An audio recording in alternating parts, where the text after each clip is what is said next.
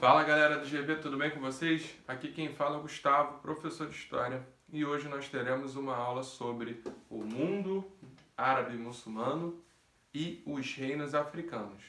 Bom galera, por que é importante a gente estudar o mundo árabe muçulmano e os reinos africanos? Bom, primeiro pegando a parte do mundo árabe muçulmano.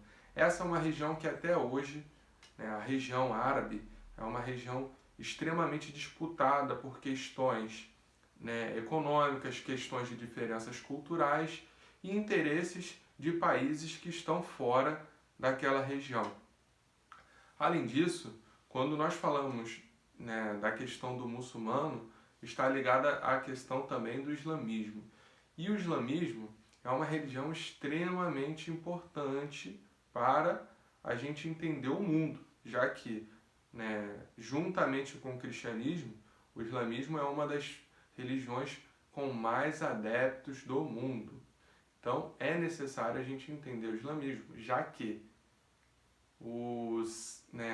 essas pessoas que professam a fé do islamismo, elas têm o seu código de ética, moral, a sua rotina, sua vida toda moldada a partir da religião, certo?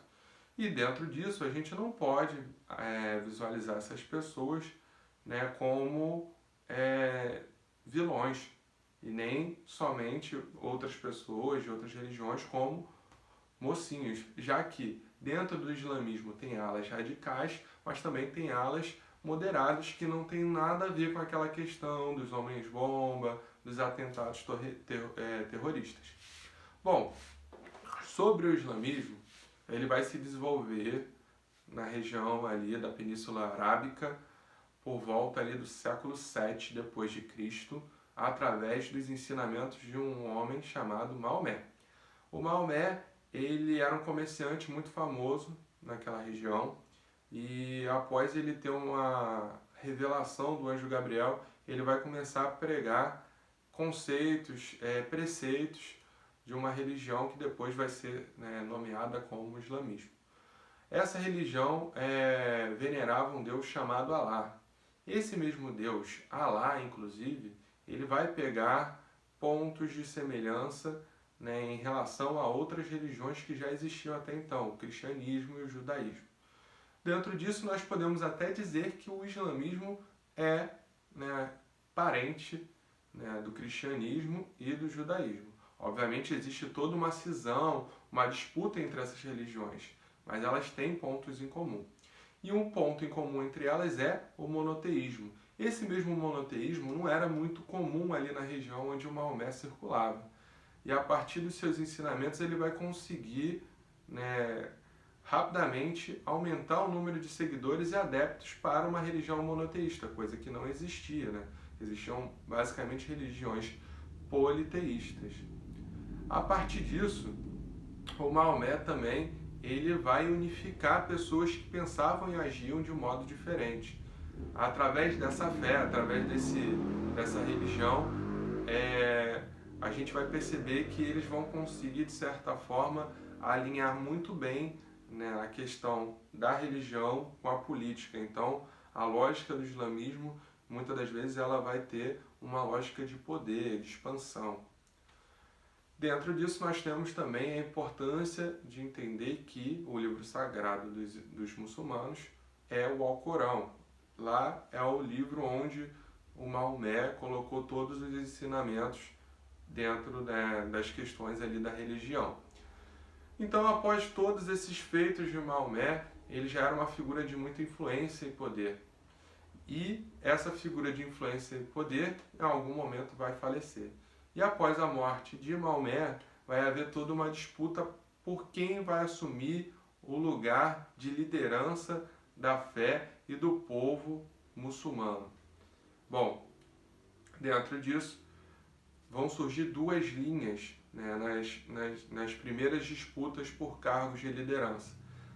Vai existir a linha dos sunitas e a linha dos xiitas. Os sunitas acreditavam que qualquer pessoa poderia assumir o poder desde o momento que essa pessoa tivesse o maior conhecimento possível sobre os ensinamentos pregados por Maomé através da sua vida e através do Alcorão. Já, né, os xiitas, eles acreditavam que a pessoa que deveria, né, assumir a liderança do islamismo deveria ser uma pessoa que tivesse laços consanguíneos com Maomé, ou seja, descendente de Maomé.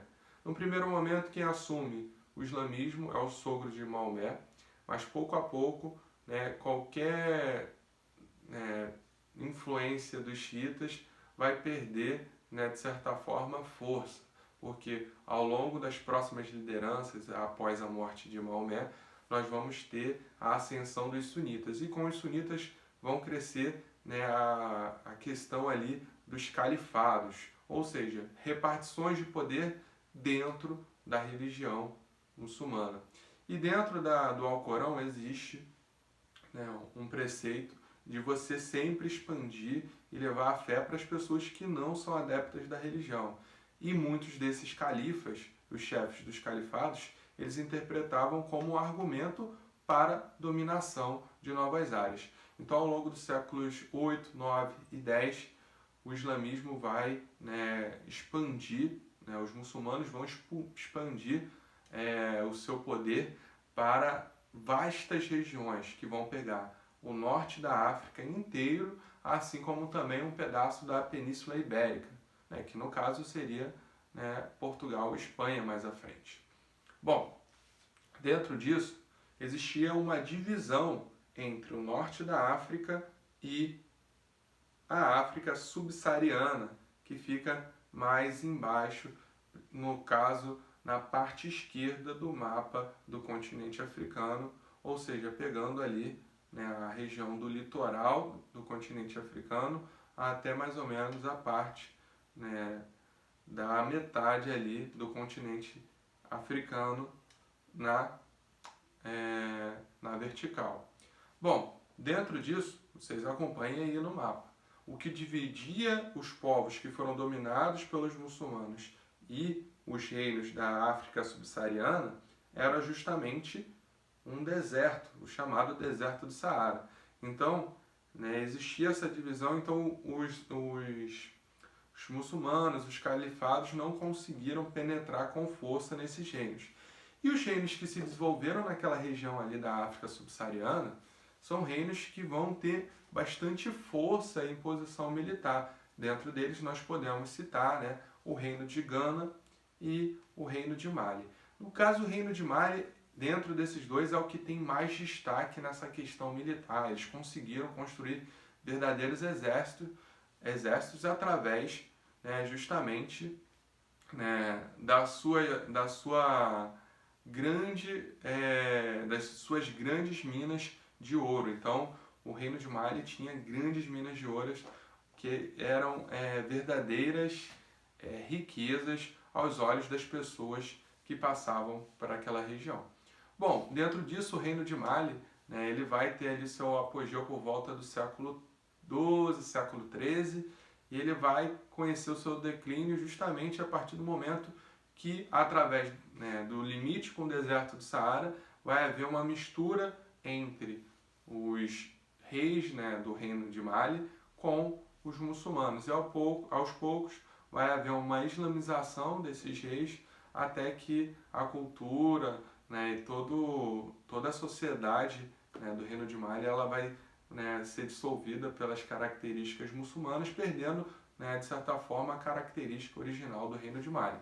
Bom, o reino de Gana ele veio um pouco antes do reino de Mali, certo? Por volta ali do século X, século XI.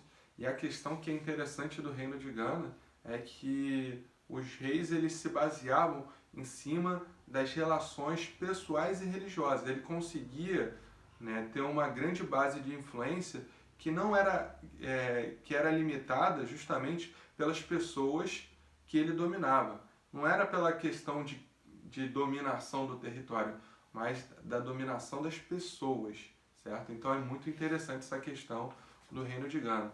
Além disso, nós podemos estudar também a cultura dos bentos, certo?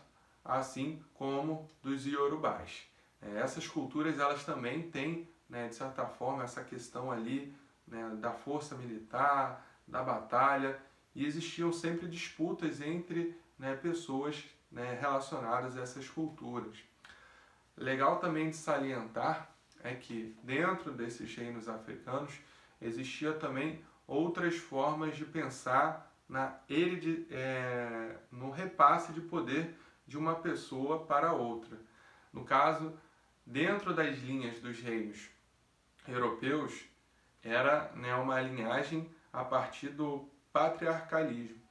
Já, né, na questão ali de alguns reinos, né, da África, ela era passada através da matrilinearidade, ou seja, essa matrilinearidade é a partir, né, dos filhos da mãe. Então a mãe ela tinha uma importância, a mulher tinha uma importância muito grande em algumas dessas civilizações, em alguns desses reinos.